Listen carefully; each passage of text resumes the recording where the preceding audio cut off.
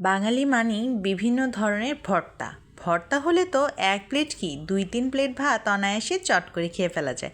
আজকে ভীষণ মজার একটা বেগুন ভর্তার রেসিপি শেয়ার করতে যাচ্ছি, চলুন তবে শুরু করা যায়। তার জন্য প্রথমে একটা পাত্রের মধ্যে নিয়ে নিলাম 1 চামচের মতন হলুদের গুঁড়া, 1/2 চামচের মতন লাল মরিচের গুঁড়া আর 1 চামচের মতন লবণ। আর এদিকে আমি একটা প্যানের মধ্যে কিছুটা তেল গরম হতে দিয়ে দিয়েছি। এবার একটুখানি পানি দিয়ে একটা সুন্দর কনসিস্টেন্সি এসে গেলে সেটার মধ্যে বেগুনগুলোকে ভালোভাবে এপাশ ওপাশ করে ভিজিয়ে নিতে হবে। খুব ভালোভাবে কিন্তু মশলাটাকে গায়ে মাখিয়ে নিতে হবে। আর এই বেগুনগুলো কিন্তু আমি একদম অল্প তেলে ভাজবো, অতিরিক্ত তেল দিয়ে ভাজা যাবে না একদম। এখানে কিন্তু আমি সয়াবিন তেলটাই ইউজ করছি। বেগুনগুলোকে এবারে কিছুক্ষণ সময় ধরে ভেজে নিতে হবে, ঠিক যেমন করে আপনারা বেগুন ভাজি করেন ঠিক সেভাবেই কিন্তু এটা হবে।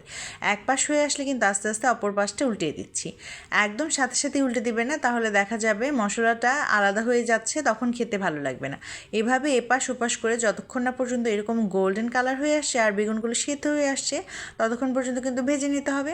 মোটামুটি বলতে গেলে বেগুন ভাজিই কিন্তু করেছি। এবারে বাকি প্রসেস করে নেওয়ার পালা। তার জন্য প্রথম বেগুনগুলো উঠিয়ে নিলাম আর সেম কড়াই আমি দিয়ে দিলাম কিছুটা সরিষার তেল। এবার এখানে একটা বড় সাইজের পেঁয়াজ কুচি আমি এখানে দিয়ে দিয়েছি। সরিষার তেলের মধ্যে এটাকে ভাজার চেষ্টা করবেন, তাহলে খেতে খুবই বেশি ভালো হয়। আমি কিন্তু বেগুন ভর্তা করার সময় এক্সট্রা কোনো তেল ইউজ করব না, এই তেলগুলোতেই আমার হয়ে যাবে।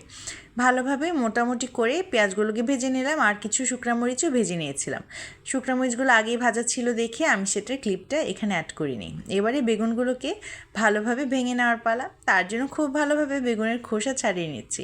আচ্ছা, আপনারা কি ছোটোবেলায় শুনেছেন যে বেগুনের খোসা খেয়ে ফেললে আমাদের পেটের ভেতরেও বেগুনের খোসা চলে আসবে? আমি তো অনেক কিছুই শুনেছি।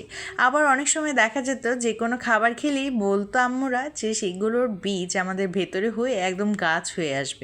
আপনাদের যদি এরকম মজার কাহিনী থাকে আমার সঙ্গে শেয়ার করতে পারেন। এভাবে আমি বেগুনগুলোকে ভালোভাবে একটুখানি চটকে চটকে ভেঙে নিলাম। ভেঙে নেওয়ার পর এই সেম পাত্রের মধ্যে আমি এখানে দিয়ে দিব ভেজে রাখা পেঁয়াজটা আর দিয়ে দিব 2টা শুকনা মরিচ। আপনারা আপনাদের ঝালের প্রেফারেন্স অনুযায়ী ঝালটাকে কমিয়ে কিংবা বাড়িয়ে দিতে পারেন, তবে আমার কাছে এই 2টা শুকনা মরিচই এনাফ মনে হয়েছিল আর মরিচগুলো বেশ ঝাল ছিল।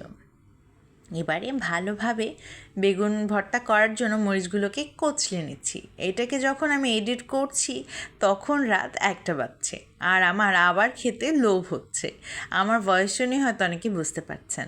ভালোভাবে মরিচগুলোকে এভাবে ডলে ডলে নিয়ে নেওয়ার পর কিন্তু ওগুলোকে পেঁয়াজের সাথে মিশিয়ে নিচ্ছি আর অল্প একটুখানি লবণ আমি এখানে অ্যাড করব।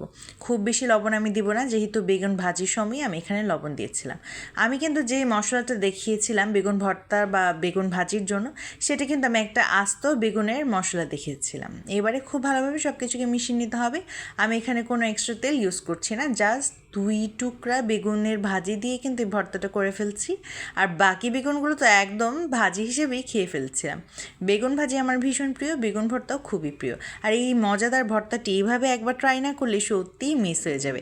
সবাই ভালো থাকবেন, সুস্থ থাকবেন। রেসিপিটি কেমন লাগলো অবশ্যই জানিয়ে যাবেন।